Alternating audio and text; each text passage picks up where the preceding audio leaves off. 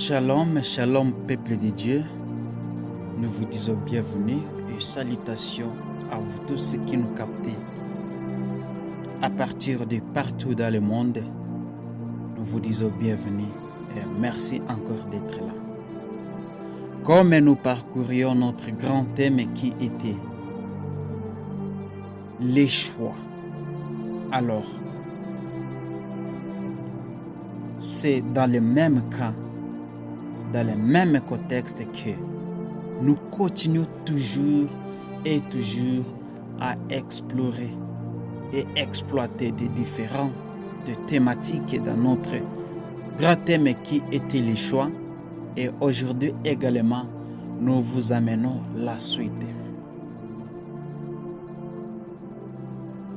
La leçon précédente que nous avions apprise, vous et moi, était la volonté de Dieu face à nos choix. Alors, si vous voulez en savoir plus, prière de vous abonner à notre chaîne YouTube que je vous donnerai les liens. Vous suivrez en détail ce sujet. Mais j'aimerais peut-être récapituler notre dernier sujet que nous avions vu. Par la présentation, nous sommes Psy Elijah Ngoma Crown depuis ville de Bunia en province de l'Ituri, en République démocratique du Congo. Prière de vous abonner, d'activer le petit pouce bleu et aussi à mentionner vos commentaires et partager cette parole pour aider d'autres personnes qui pourront en avoir besoin. Comme je l'ai dit tout à l'heure que notre thème de la fois passée fut la volonté de Dieu face à nos choix et que ce sous-thème était apprendre à choisir selon Dieu pour entrer dans sa destinée. Notre verset clair était dans Romains chapitre 12 verset 2 où nous avions dit: ne vous conformez pas au siècle présent, mais soyez transformés par le renouvellement d'intelligence, afin que vous discerniez quelle est la volonté de Dieu, ce qui est bon, agréable et parfait. Alors, partant de la définition, nous avions dit que ce qui est la volonté de Dieu ou la volonté parfaite de Dieu, c'est ce que Dieu a prévu de mieux pour nous selon son plan éternel. Par là des types de volonté de Dieu, nous avions dit qu'il y a la volonté de Dieu qui se distingue à deux types. Nous avons premier type, volonté de Dieu qui est permissive. Une volonté permissive, c'est ce que Dieu tolère à cause de notre libre arbitre. Il vous laisse le choix et vous choisissez.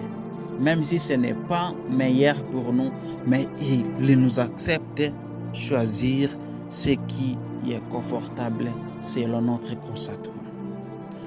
Deuxième type, nous avons parlé de volonté de Dieu révélée. Et c'est ce que Dieu nous fait connaître clairement par sa parole et le Saint-Esprit. Notre troisième point était: pourquoi chercher la volonté de Dieu dans nos choix? Ah oui, comme réponse, nous avions dit: nous devons chercher la volonté de Dieu pour éviter les regrets et l'échec spirituel. Marcher dans la paix intérieure. Assurer l'accomplissement de notre destinée divine. Être un témoignage vivant de l'obéissance à Dieu. L'exemple biblique nous sommes référés à David. David, souvent, il consultait Dieu ou les serviteurs de Dieu Samuel pour chaque mission qu'il allait accomplir. Alors, comment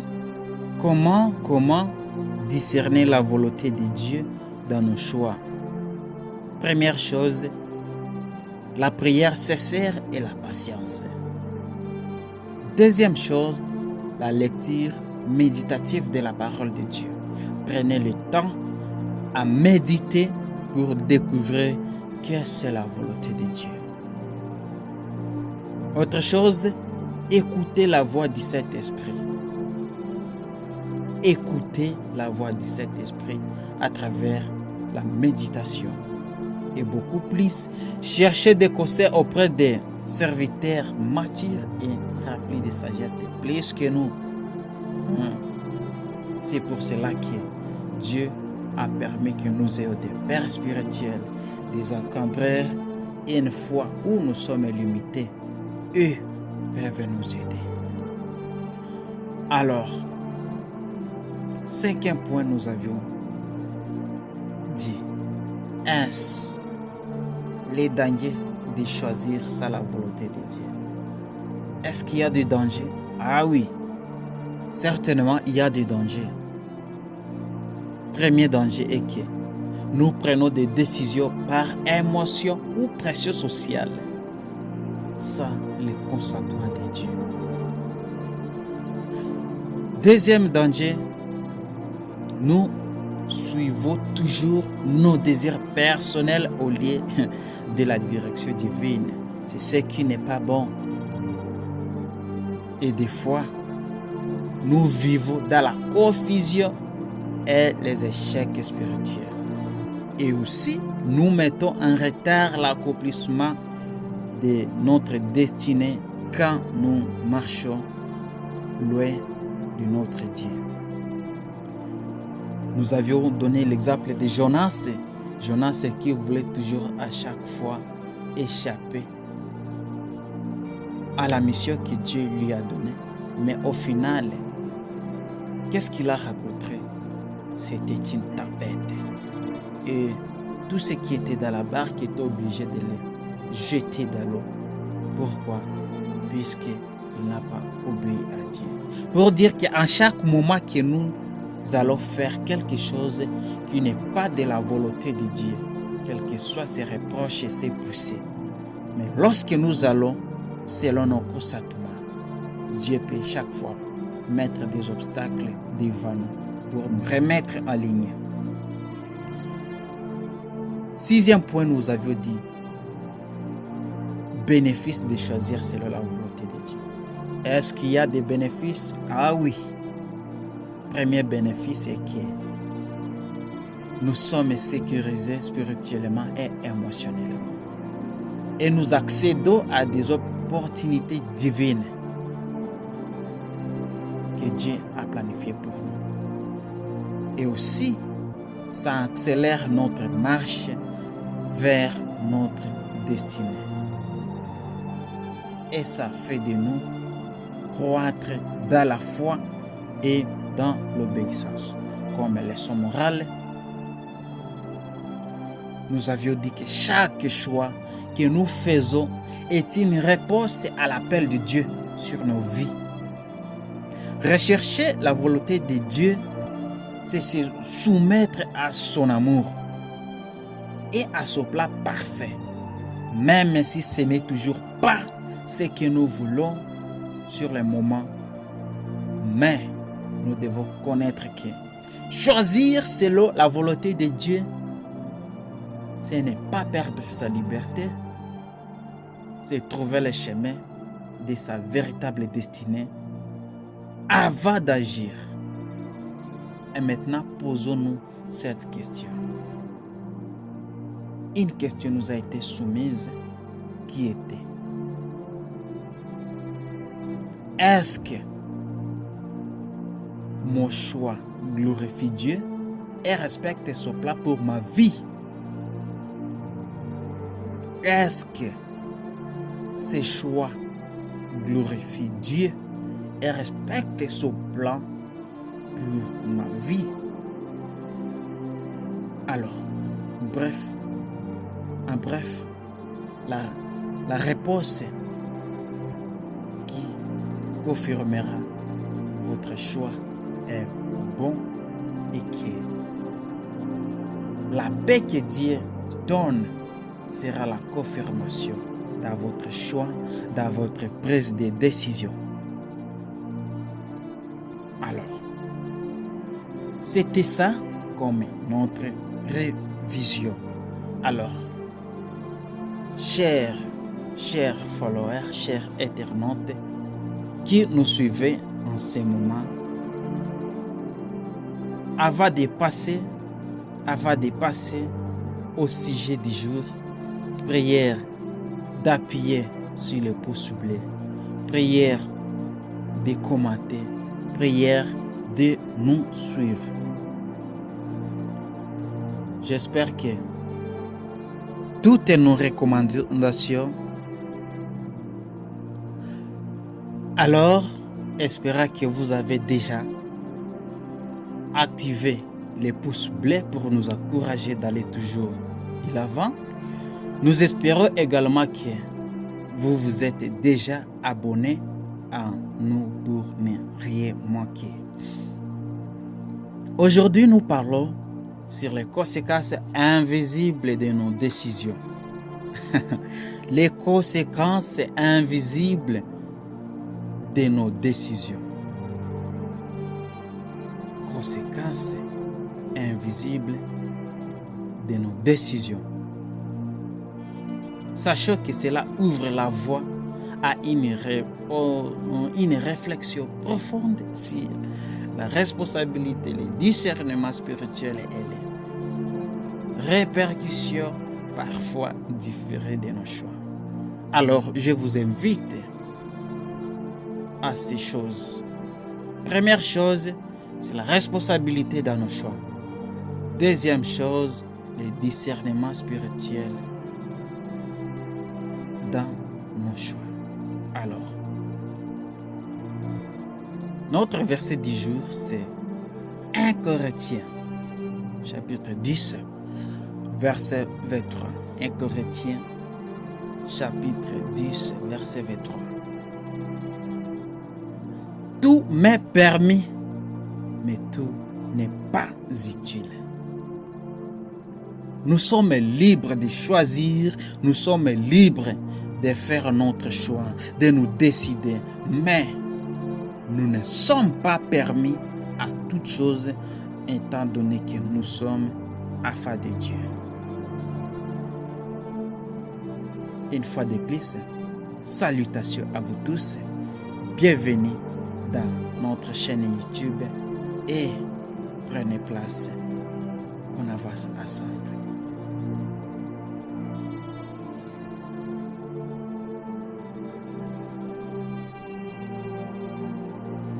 Voilà pourquoi certaines conséquences sont invisibles ou spirituellement différées, émotionnelles et sociétales. Exemple, une décision financière, relationnelle ou morale qui paraît bonne sur le moment mais cause toujours des dégâts plus tard. Et on se pose cette question. Qu'est-ce qui m'avait poussé d'accepter? Qu'est-ce qui m'a poussé de valider sur cette décision ou sur ce choix? Oh, c'est déjà trop tard et vous l'avez déjà fait. C'est pour cela que nous, maintenant là, parlons des conséquences invisibles de nos décisions. Définition clé. C'est quoi une décision? Quelles sont ses conséquences? Invisibles ou invisibles? La décision est un choix délibéré d'une direction. Lorsque tu t'es dit que moi je vais prendre telle trajectoire, moi je vais faire ceci, après avoir délibéré. Non, je dois le faire. Et c'est ça, la décision. Vous choisissez une direction laquelle vous voulez suivre. Conséquence, il y a des résultats maintenant qui sont visibles ou invisibles, immédiats ou à long terme, ça peut arriver. Ça peut arriver. Mais tout comme les conséquences invisibles, ça se manifeste pas tout de suite. Mais plus tard, ça va agir sur votre état émotionnel et aussi sur votre relation. C'est pourquoi la personne peut demeurer longtemps, très longtemps, dans la culpabilité. C'est dire, c'est quoi donc ces bêtes choix que j'avais décidé. Le simple exemple, c'est dans Genèse chapitre 3. Là où nous voyons Adam et Ève, une seule bouchée,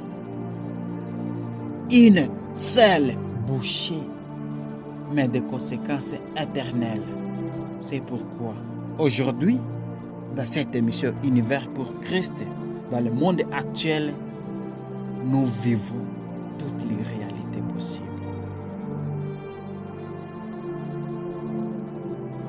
Les péchés cachés, David et Bathsheba.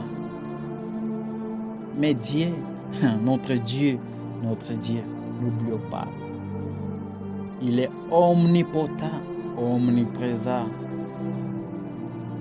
Il est partout, il voit tout. Et encore, il peut tout faire à tout moment.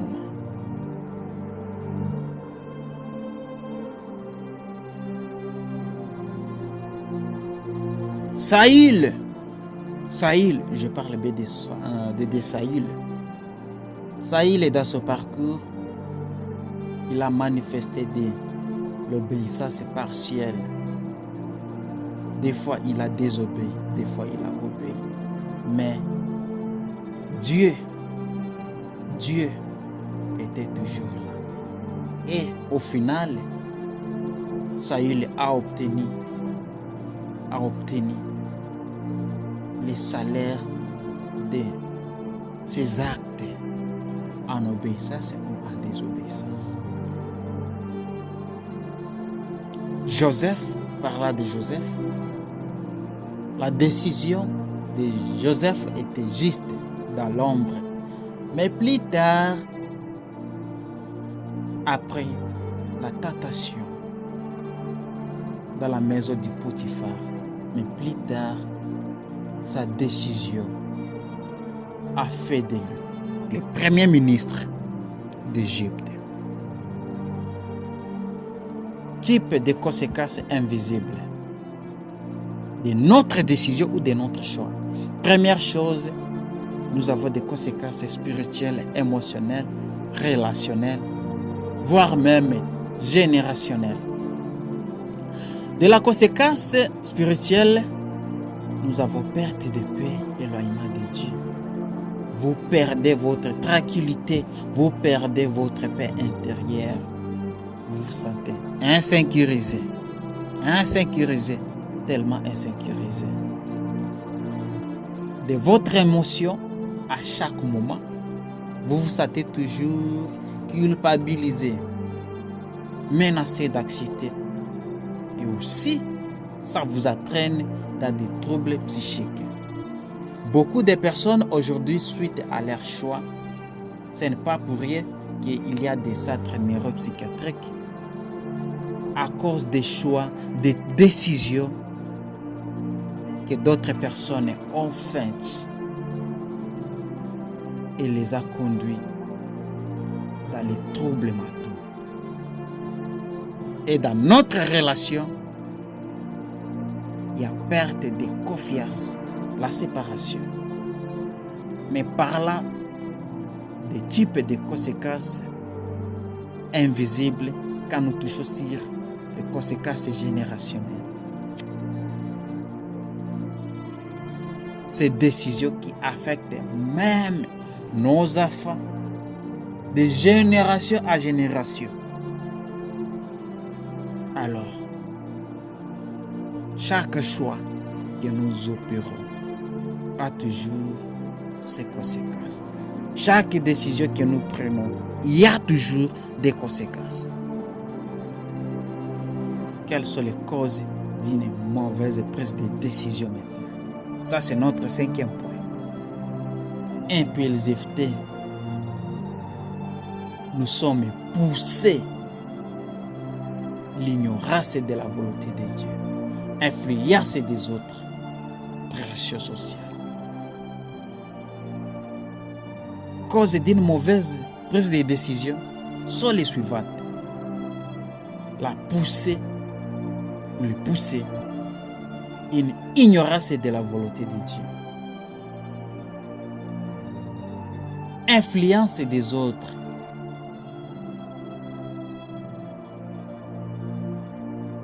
Pression sociale. Alors, est-ce que dans vos prises de décision, êtes-vous conscient ou consciente que vous êtes poussé,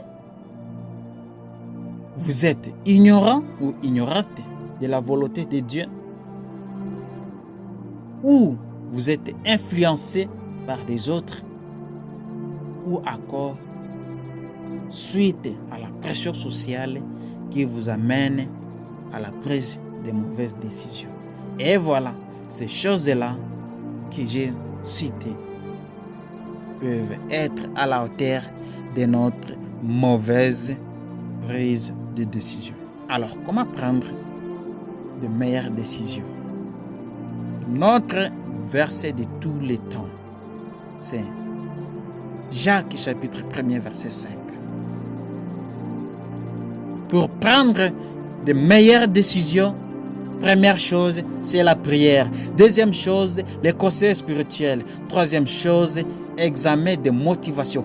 Qu'est-ce qui m'a poussé ou qu'est-ce qui est comme mon intérêt dans ce que je vais choisir?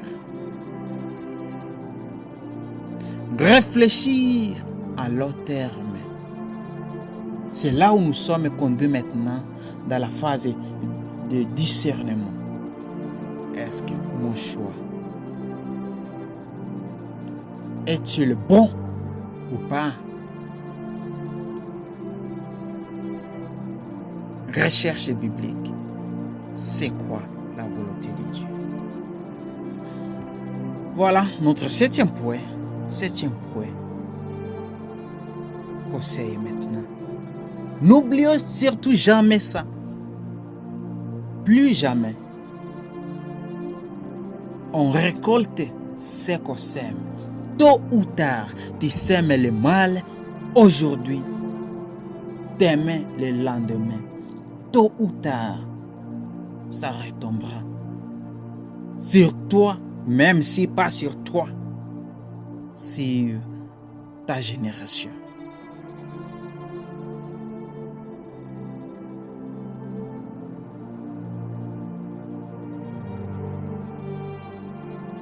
Autre chose, ne t'appuie pas sur ta propre intelligence. Accepte que les autres connaissent aussi. Accepte que d'autres aussi peuvent t'aider. Accepte que d'autres aussi peuvent contribuer dans votre décision. Ne vous appuyez pas seulement sur votre intelligence. Et n'oublions surtout pas, dans Somme 119, verset, disons dans Somme 119, lorsque vous lisez le 105e vers, ça nous rappelle que la parole de Dieu est une lampe à nos pieds. La parole divine est une lampe à nos pieds. Avant de passer à la conclusion, nous revenons juste vers le début. Aujourd'hui, dans notre émission Univers pour Christ, nous avons parlé des conséquences invisibles de nos décisions. Conséquences invisibles de nos décisions. Notre grand thème se réfère dans 1 Corinthiens chapitre 10, verset 23. Tout m'est permis, mais tout n'est pas utile. Tu es libre de faire ton choix, de prendre ta décision, mais pas à n'importe laquelle. Nous avions défini les concepts comme décision, conséquences, invisible. Nous avons bien dit que choix, la décision, est un choix délibéré d'une direction. De la conséquence, nous avons dit, c'est les résultats visibles ou invisibles, immédiats ou même à long terme, que cela peut se manifester. Tout ce qui est invisible, nous avons défini comme ce qui ne se manifeste pas tout de suite ou qui est d'ordre spirituel, émotionnel ou relationnel.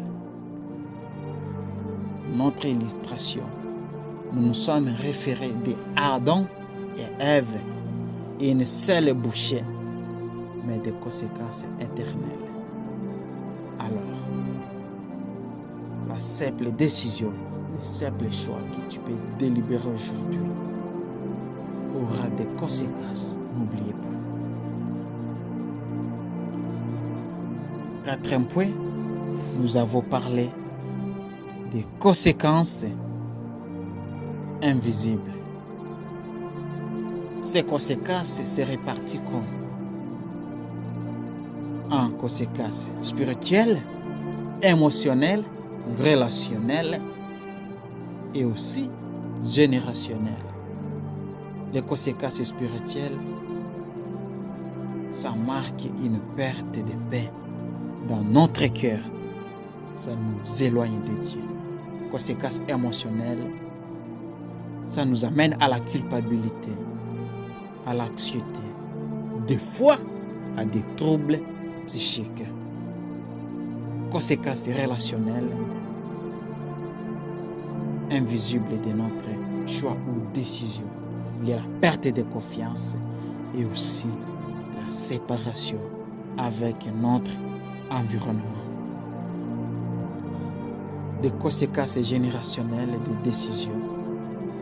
Cela peut affecter nos enfants suite au choix ou à la décision que nous délibérons aujourd'hui, la bonne ou mauvaise. Si nous ne portons pas ces conséquences, plus tard, nos enfants les porteront. Cinquième point, nous avons parlé de causes d'une mauvaise prise de décision et nous avons dit causes de mauvaises prises de décision peuvent être une impulsivité, une ignorance de la volonté de Dieu, influence des autres dans notre prise de décision ou des choix. Également, la pression sociale. Alors, comment prendre de bonnes ou meilleures décisions? Première chose, c'est la prière. Deuxième chose, c'est le conseil spirituel. Troisième chose, examen de motivation sur notre choix ou décision. Quatrième chose, la réflexion à long terme pour mieux discerner ce que nous voulons décider. Et aussi, recherche biblique.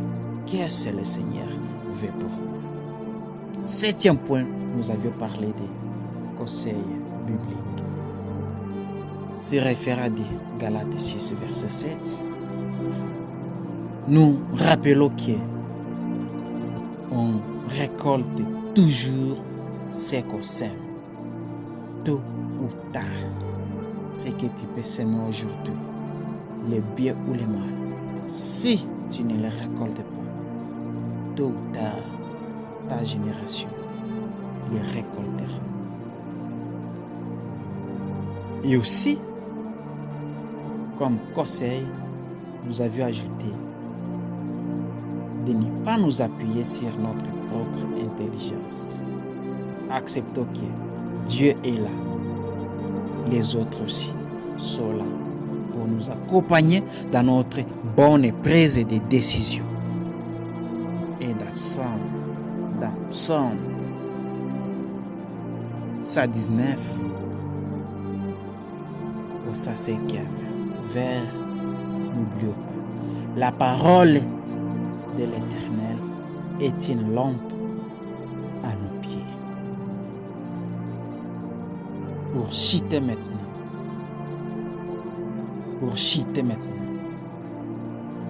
voilà, dans tout ce que nous avons parlé, ce que vous devez maintenant retenir de notre leçon d'aujourd'hui, qui était bel et bien les conséquences invisibles de nos décisions. Et voilà en retenir. Chaque décision compte. Même celles qui semblent insignifiantes peuvent porter des fruits visibles ou invisibles. Dans tout, je vous encourage à la vigilance, à la sagesse et à la dépendance de Dieu. Merci beaucoup à vous tous ceux qui nous avez suivis. Ça n'est fini pour la leçon d'aujourd'hui. Je suis Elijah Ngoma Crown, étudiant psychiatre. Suivez-nous tous les jours de 21h45 à 22h45 sur la radio Les Rebâtisseurs. Espérons que vous vous êtes déjà abonné et aussi commentez, likez. Nous vous aimons énormément et nous vous disons à la prochaine. Portez-vous bien. Bye.